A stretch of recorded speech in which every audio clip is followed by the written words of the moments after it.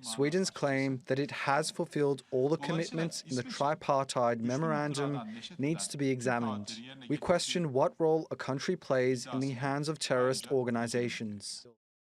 Suay Nilhan Acikalın. She is an associate professor of international relations at Ankara Haci Bayram, Veli University, and she joins us live from Ankara now.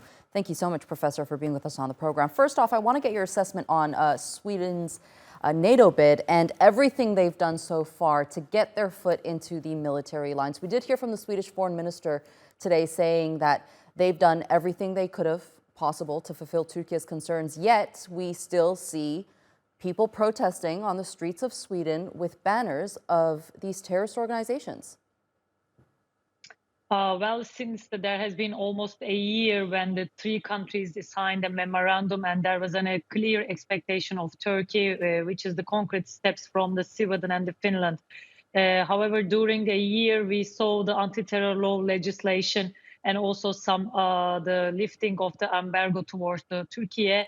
However, today clearly also our minister mentioned that we couldn't see, unfortunately, a direct implication or the realization of anti-terror law in Sweden just after a few days later, the 1st of June, when the anti-terror law was approved in Sweden. We saw the protest that taking the banners of the PKK terrorist organization, but also somehow it seems that although there are some legislation, concrete steps has been taken by the Sweden government, it is clearly shows that there is somehow a very kind of unwillingness to realize or imply to the real life of in the Sweden and the implication of the law. So we can say that until now, okay, there is still some gaps that or the requirements that should be met by the Sweden to join NATO in upcoming days, but it still seems to be early.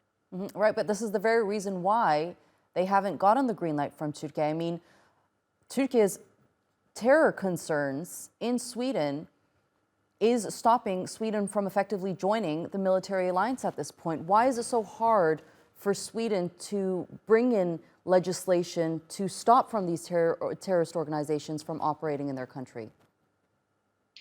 We should underline that the network and the power of the terrorist organization in Sweden has been going back to the almost 30 years ago, and they are very well developed network structure in media, political atmosphere, and also other civil society elements of the Sweden. So that's why it's not easy for the Sweden when it comes to the removing all the terrorist elements from their countries, but also unfortunately we see that especially burning of Quran and other protests that we saw before the election. We saw some protests, very unfortunate protests, that the lynching of our President Erdogan photos on the streets, and these seems that the police organization or Sweden government, it's not easy to which one, but there is still unwillingness to stop these kind of protests for a country who wants to join the NATO.